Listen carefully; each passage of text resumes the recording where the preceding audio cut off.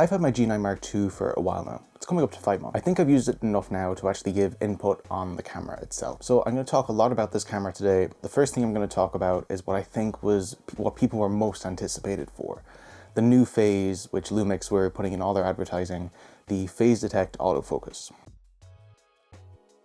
LUMIX were really putting this into their advertising, a new phase, right? I will say at the moment, I'm only going to be talking about autofocus for stills. I have a whole section on video, which will be later in the video. So as well as the phase detect autofocus, we got new like detection modes. So human detect, animal detect, vehicle detect. Now I've only really used the human and animal detect modes on the G9II.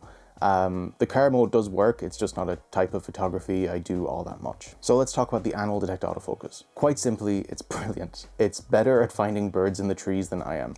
Most of my wildlife photography I'll be showing has been taken with the 100-400, the Mark I of that lens, or before I sold my 100-300, it was taken with that.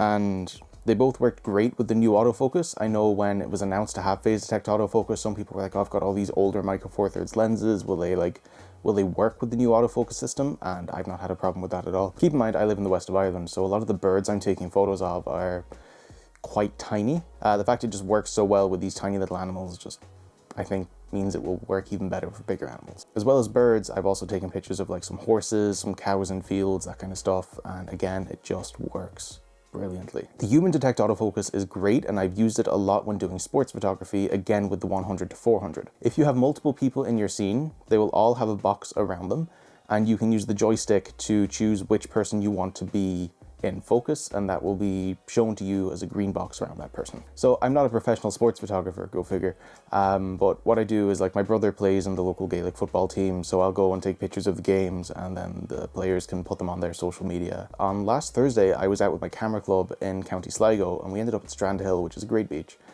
and the Irish surfing team were there practicing, and I just popped the camera into human detect autofocus and put it onto burst mode, and I got some pretty nice action shots, I think, of surfers. Considering I was like not in an optimal position to take these photos, and I was just like at the top of the beach, they were in the water quite a ways away. I'm pretty happy with the results. And that kind of brings me along nicely to talking about burst mode. On the additional mode dial of the camera, you're going to see that you have two burst modes. Here's how I have mine set up. Burst mode 1 is just high speed, and that's for sports or for when I'm out and about.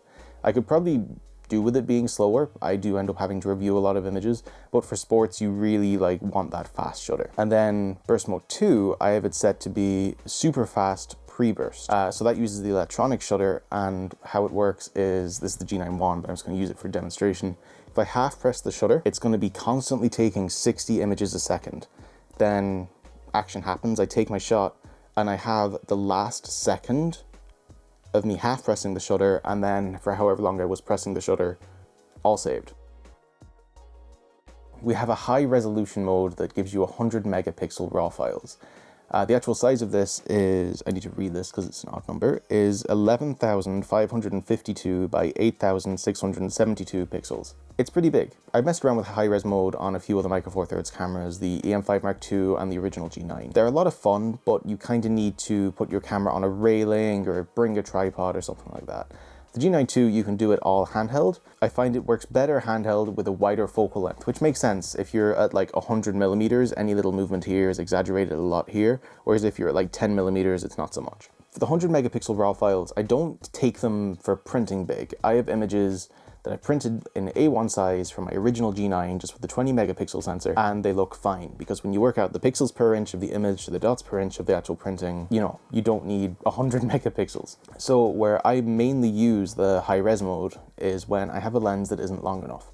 So for lunar photography, here's an image I took of the moon with my 100-300. This is the 100 megapixel file, and here it is cropped to be about 20 megapixels, which is still a perfectly usable resolution, but it just gives me that little bit of extra reach. Just be aware that 100 megapixel raw files are actually pretty big. My desktop handles pretty much everything I throw at it, but it does get a little sluggish when I'm editing 100 megapixel raw files. Let's talk about ergonomics. and let's talk about the ergonomics of the original G9 for a second. I love how this camera feels in the hand. It's like having an old pair of shoes that you've just broken in over the years, and it's like they're custom made for you at this point. You know, you might go and get new shoes and they might technically be better or even just the same, but because it's not the same pair of shoes, it feels not as comfortable. I hope that analogy works here. The G9II fixes my main qualm with the original G9, that the joystick was slightly too far away to get with your thumb. The shutter button itself is not as sensitive as the original G9. I like having the dedicated buttons for your ISO exposure compensation and your white balance. I don't really use the white balance one all that much because I shoot raw, so we can change all that in post anyway. The mode dial is pretty big, and I know people were annoyed that it didn't have a locking switch like on the original G9. But I'm going to be honest, I have a lot of cameras that have mode dials that don't lock, and I've never had one that's gotten like shifted around in the bag. And the mode dial on the G9II, it's kind of big and heavy anyway, so you have to like be conscious when changing the mode. And the switch to change from manual focus to single to continuous is pretty cool, and I like that we can get it all with our thumb. And that button you press in the middle to then go and actually choose your autofocus modes and all that. It's very intuitive. And we have our, like, I'm calling it like an additional mode dial on the other side of the camera.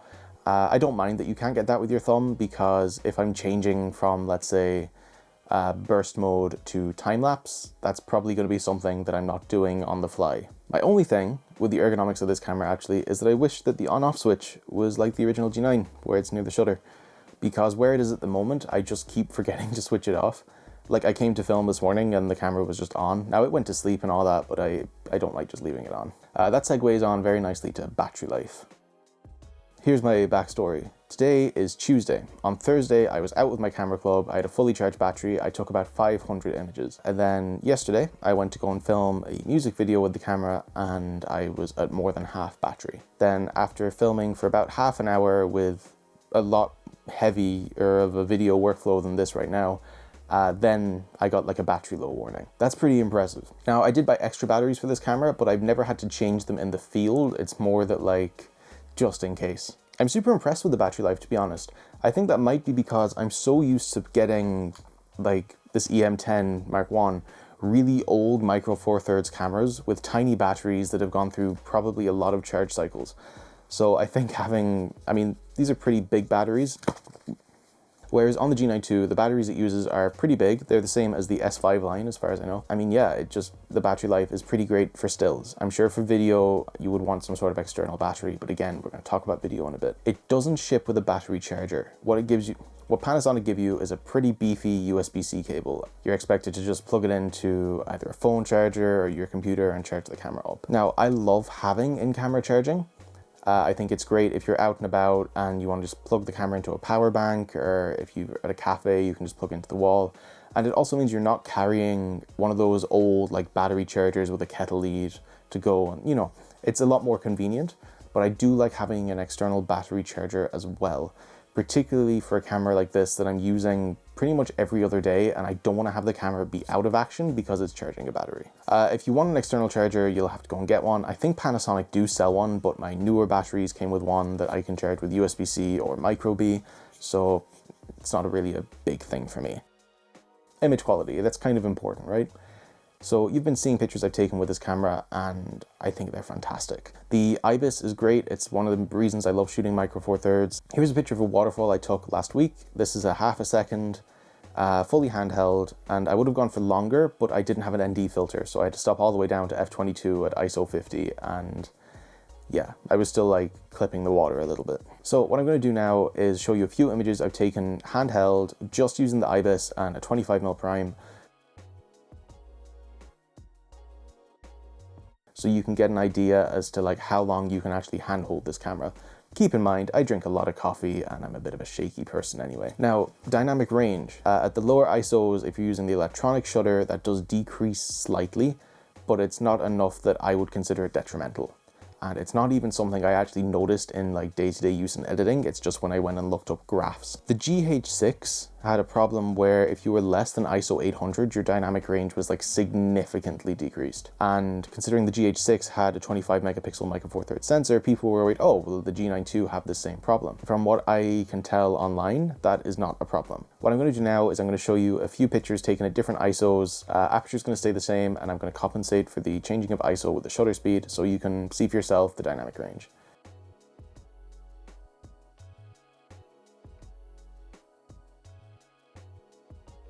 Keep in mind, I'm an idiot. I took these photos. I could have messed up badly. Also YouTube compression and all that kind of stuff. But again, I'm going to be honest, it's not something I've actually noticed, and I've taken images at ISO 50 and it's been fine. The video out of this camera is genuinely fantastic. I don't know why it's not marketed as more of a hybrid camera. The autofocus for video is great. It's what I'm using right now, and it lets me like hold something close enough to the camera and then it'll go back and it'll find my face and snap back to me. With this channel, I filmed using a few different cameras. When I started off, I filmed with my original G9, and when the screen on that went, I moved to my EM5 Mark II and then my GX8 for a bit. And with all of those, I felt like I had to constantly keep looking into the screen, like, is my head in focus? And I don't really have to worry about it with this. I don't think I've ever had it lose track of my head. And like I said before, I can bring something to the camera, it'll focus on it, and it'll go back and find my face, which is very handy. Now, Jimmy from Red35 did point out that, like, for professional video work, that's not really needed because you're probably going to be manually focusing anyway. And I see where he's coming from. You do have to manually focus a lot of cinema lenses. But for small creative teams, or for like me, where I just use this for filming myself, for filming the odd music video, and I do have another channel that's in the works that's not really related to this, but it will be used there.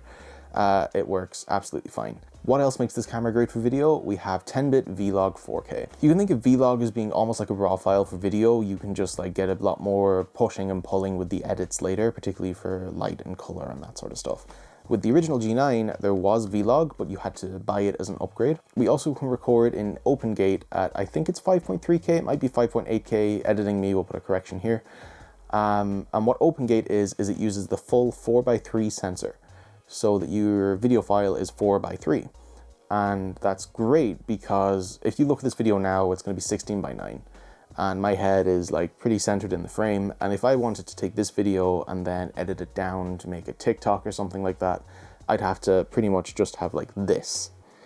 Whereas if it's 4:3, I get a lot more space at the top and bottom. And if I'm editing for like YouTube, I can go and like crop that to be 16:9. But if I'm editing for like Instagram Reels or TikTok or anything like that, I can crop it to be 9:16. Now, OpenGate only works if you're filming to an external SSD. And if anything, that's kind of handy because it just means that taking the footage off it is much faster than an SD card. Port-wise for video, we have a headphone out, which is great for monitoring. And we have a mic in that's being used at the moment with my little like wireless system here. The stabilization for video is genuinely fantastic, particularly if you turn on that little like extra stabilization. There is also slow-mo options available in the camera, but I cannot test that because you need to be recording to an external SSD, but also be providing external power to the camera.